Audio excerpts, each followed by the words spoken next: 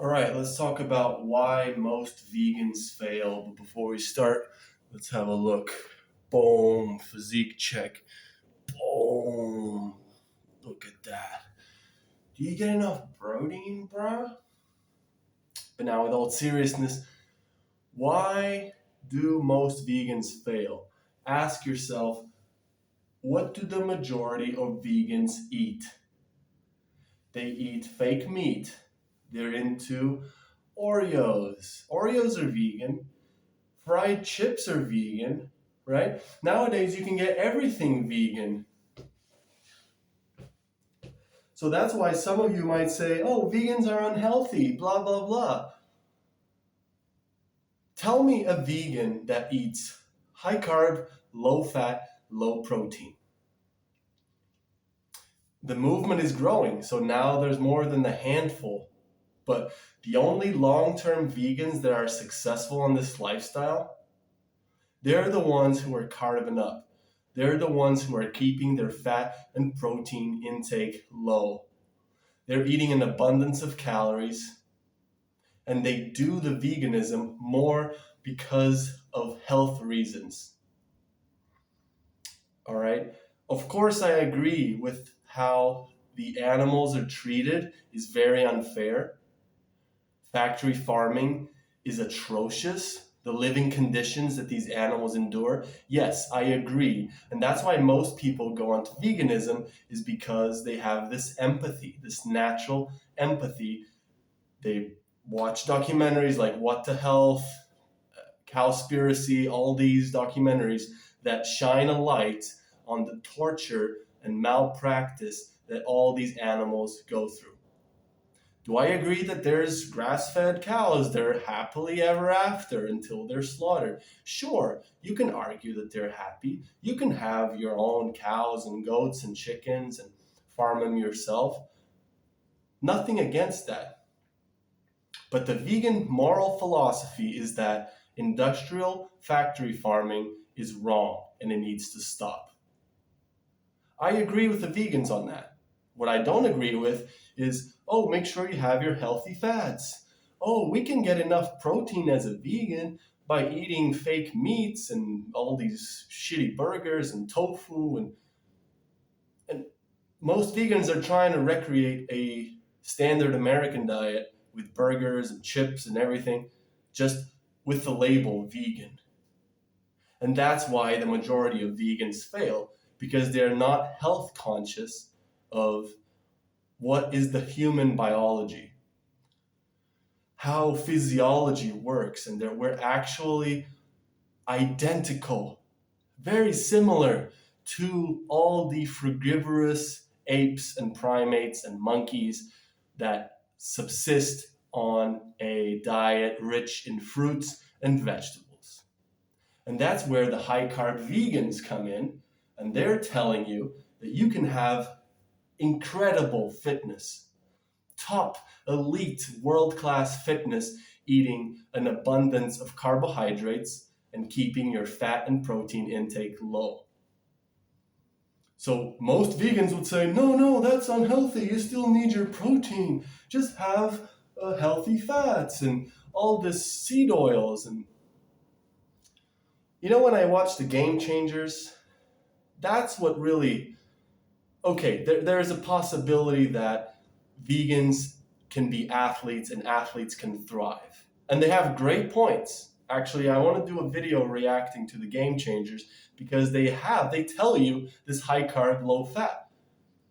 One of the American football doctors is telling you that, plain and simple, he's just kind of rewording it so that it appeals to the masses, that what you need to perform at a high level is actually carbohydrates and not the so-called protein.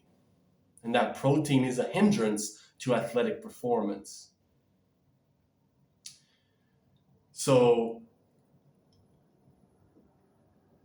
yeah, watch these documentaries and watch them with a critical mind and understand the whys. So when I watched The Game Changers for the first time in theaters, I was like convinced, okay, these guys, they're athletes, they're performing at their best, and they're vegan. No excuse for me not to try it.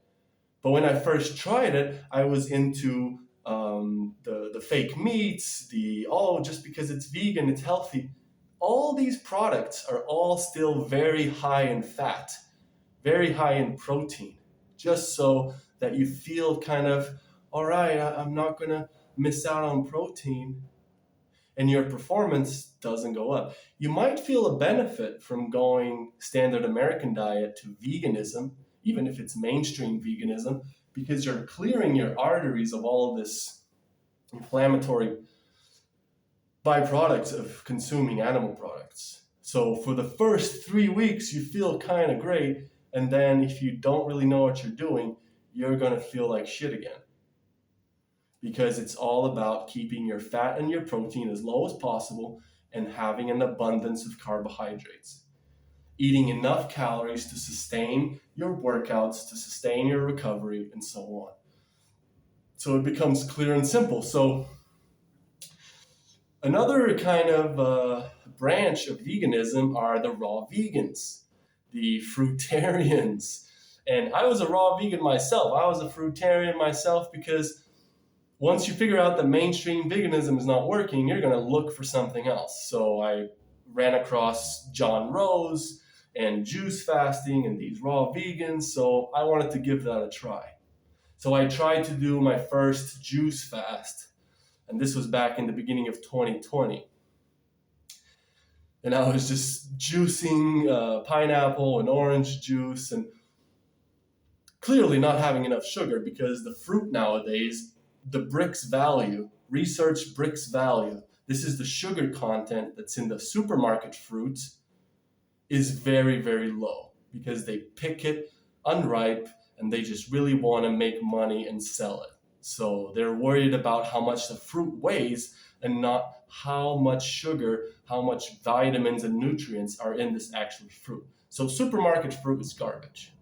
And I, because I wanted to be a raw vegan or a fruitarian, I wanted to try a juice fast.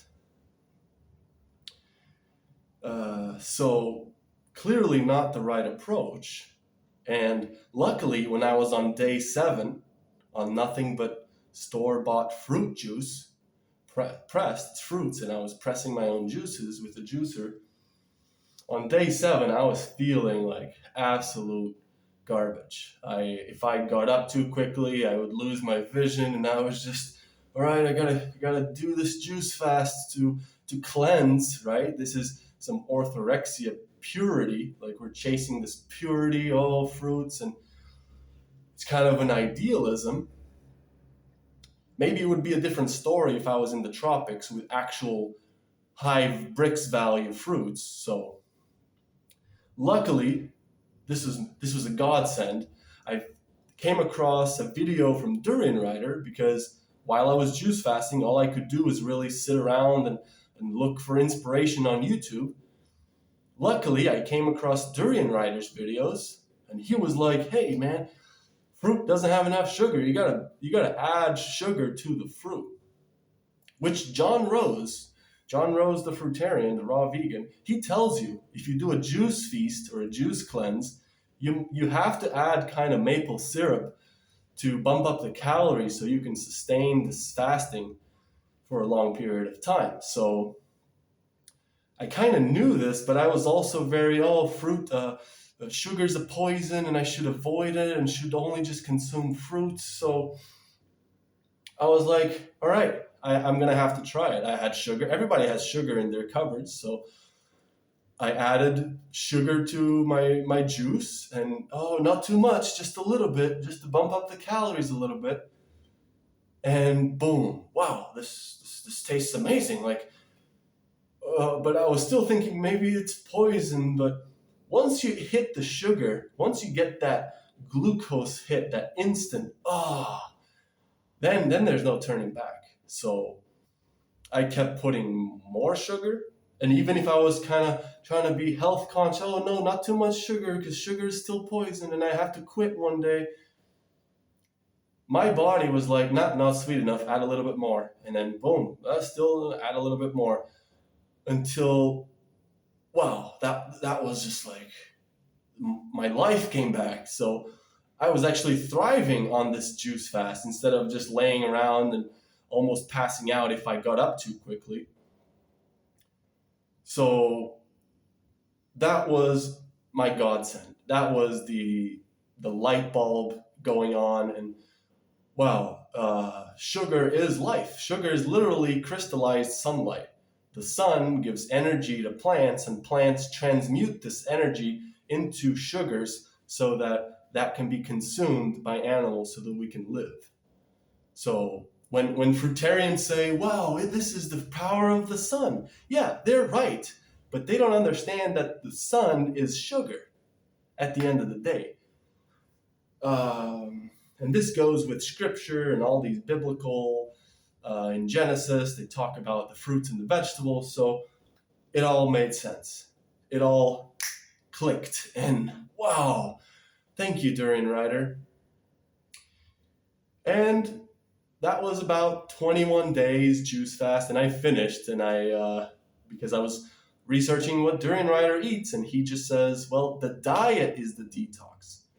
The carbohydrates are your cleansing foods. So once I broke my fast, I started eating everything, everything carbohydrates, rice, potatoes, you name it. And that was just wow. And it wasn't my last juice fast. I still ended up doing more juice fasts, but that's another story for another video.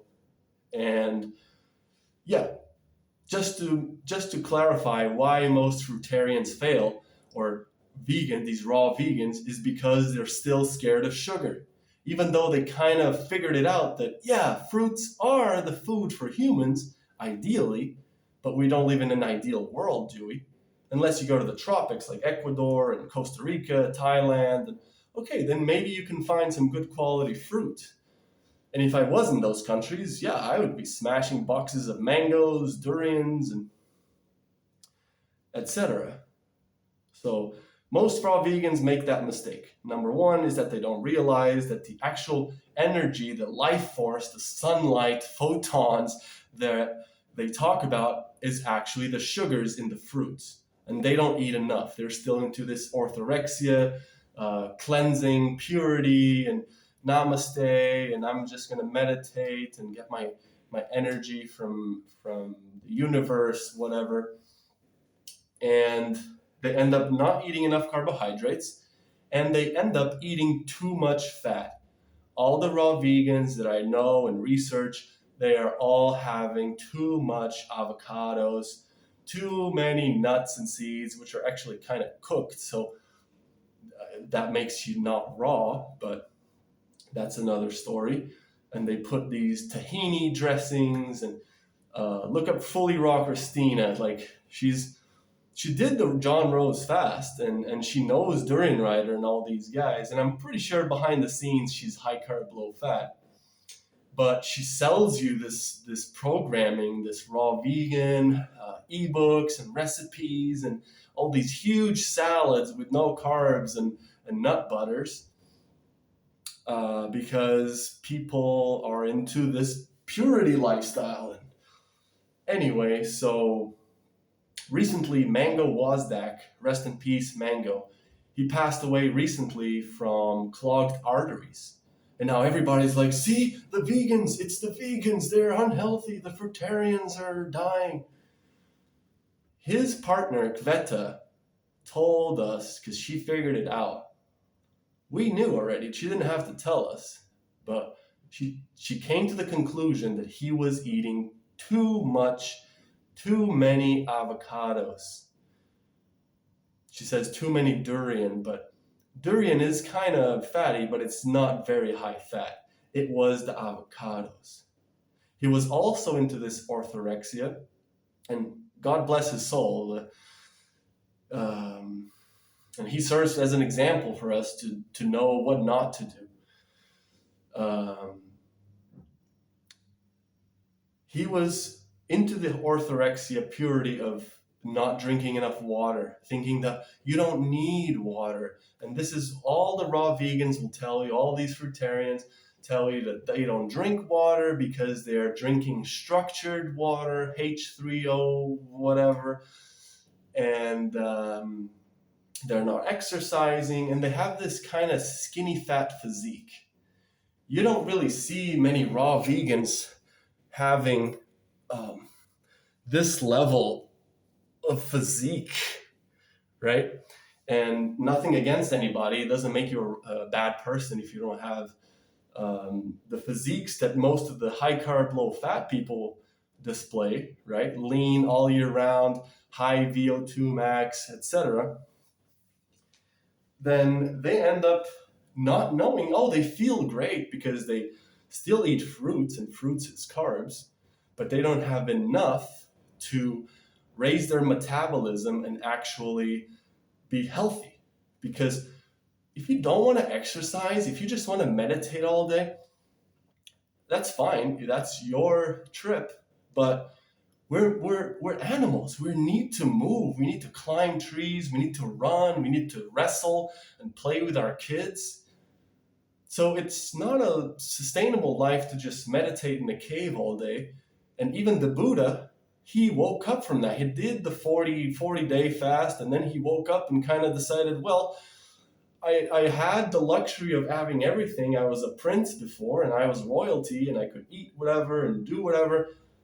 And then he studied with the ascetics and practiced fasting and all this, and he decided to go on the middle path, saying, yeah, I've seen the best of both worlds. I'm just going to eat some rice and preach, right? So, yeah, that's basically the gist of it. This is why most vegans fail, is because most vegans are eating too much fat, too much protein, not enough carbohydrates, and unless they're athletes or, right, the fruitarians, we can see clearly what's wrong here. And we can now really design the best protocol, the best diet, the best lifestyle, which is in the absence of fruits. Yeah, fruits is ideal. Yeah, let's go to paradise and just eat fruits off the tree. But we don't live in that world. We live in the real world now. We have this society, and okay, sure, it would be better for us to all go live in the jungle, but we have starches as a backup plan, which is pretty much very similar to fruits in terms of macronutrient content. It's high carb, it's low fat, and it's low protein. So using the starches as a backup plan, this is what Durian Rider preaches. Sure, fruit's the best. Have your fruits. If it's not sugary enough and the Brix value is rock bottom, you just add some sugar to it. There's still fiber and all these nutrients in the fruit. If you're drinking all this orange juice and you're putting sugar on it, well, I can also add psyllium husk. This is a soluble fiber, and it's what you guys say, oh, you shouldn't have sugar without the fiber. Well, there's fiber supplements. There's the psyllium husk. You can add it to your juices and bump up the fiber. And this is a hack for you guys who say that you stall on, your weight loss is stalling on starches. Well, starches, like rice, there's not much fiber in rice, so that's staying inside of you and it's pulling water. And don't look at the scale. If you're looking at the scale thinking, oh, I'm not losing weight, it must be the starches, just add more fiber, drink more water, and have more carbohydrates. And yeah, that's my video for today. Thank you guys for watching, and until next time, peace.